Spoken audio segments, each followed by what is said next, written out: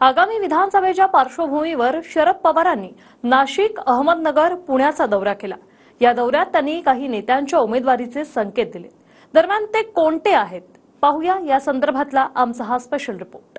माणसाचं कर्तृत्व वाया न जाणार याची काळजी नेतृत्वाने घ्यायची असते आणि त्यांच्या सरकारला ती शक्ती द्या, ती फाशीमध्ये ती अकोला तालुक्यात बदल झाल्याशिवाय राहणार नाही। आगामी विधानसभेच्या पार्श्वभूमीवर शरद पवार गटाकडून रणनीती आखली जाते। महाराष्ट्राच्या जिल्ह्यांमध्ये जाऊन शरद पवारांकडून मोर्चे बांधणी सुरू आहे। दरम्यान या दौऱ्यामधून शरद पवार यांच्याकडून आगामी विधानसभांसाठी उमेदवारांची चाचपणी देखील सुरू असल्याची चर्चा आहे। शरद पवार यांनी केलेल्या पुणे, अहमदनगर आणि सांगलीच्या दौऱ्यातून त्यांनी काही नेत्यांच्या उमेदवारीचे संकेत दिले। कर्तृत्ववान माणसाचं कर्तृत्व वाया जाऊ नये याची विशेष काळजी घ्यायची आहे, असं म्हणत शरद पवारांनी देवदत्त निकम यांच्या उमेदवारीचे संकेत दिले।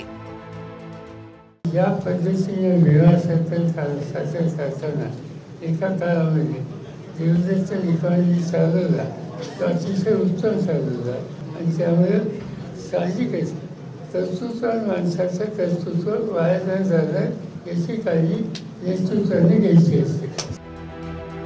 अहमदनगरमधून शरद पवारांनी अजित पवार गटाचे आमदार किरण लहामटे यांच्यावर टीकास्त्र डागलं। तसंच आगामी विधानसभेसाठी शरद पवारांनी अकोले मतदारसंघातून अमित भांगरे यांच्या उमेदवारीचे संकेत दिले।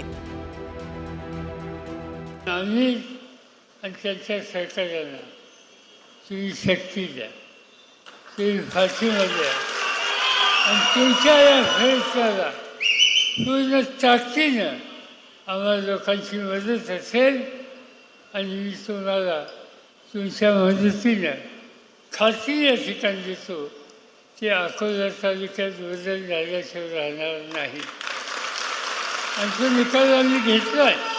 भांगरे साहेब हे पहिले व्यक्ती होते ज्यांनी नगरमध्ये जाऊन प्रवेश केला आणि साहेबांना शब्द दिला होता की साहेब या तालुक्यातून तुम्हाला मी एक आमदार दिल्याशिवाय राहणार नाही।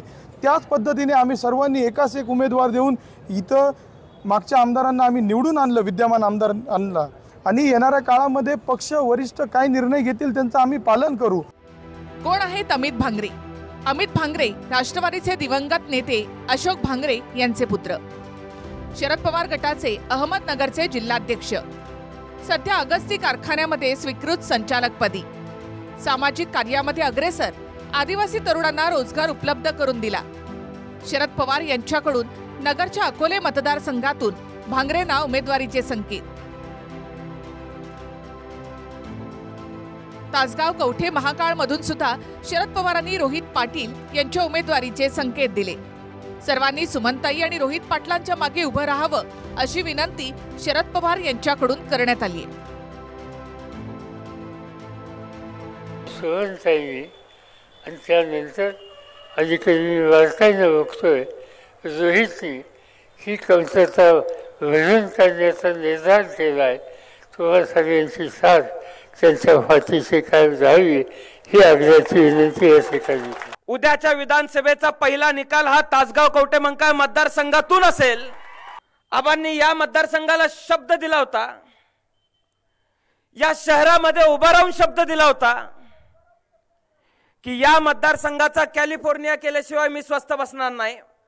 वडिलांना शब्द पूर्ण करण्याची संधी मिळाली नाही, पण वडिलांच्या मागे त्यांचा शब्द पूर्ण केल्याशिवाय मी सुद्धा स्वस्थ बसणार नाही हा शब्द मी तुम्हाला देतो।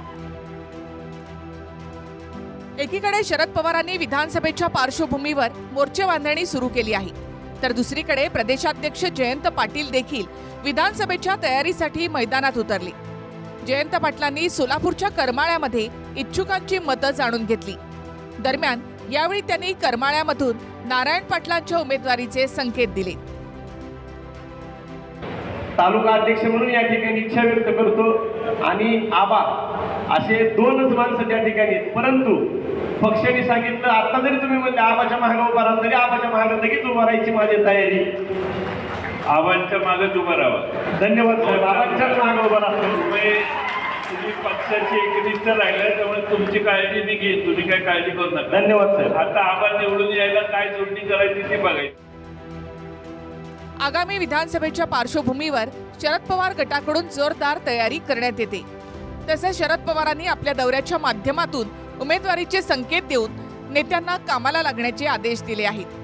तसंच या दौऱ्याच्या माध्यमातून शरद पवार यांचे एकच लक्ष आहे आणि ते लक्ष म्हणजे आम्हाला महाराष्ट्राची विधानसभा हातात घ्यायची.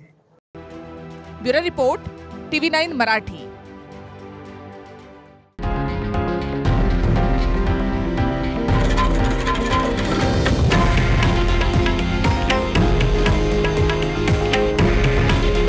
हे आहे देशातील नंबर 1 न्यूज नेटवर्क आणि आपण पाहत आहात TV9 मराठी. काळजी तुमची, हित महाराष्ट्राचं.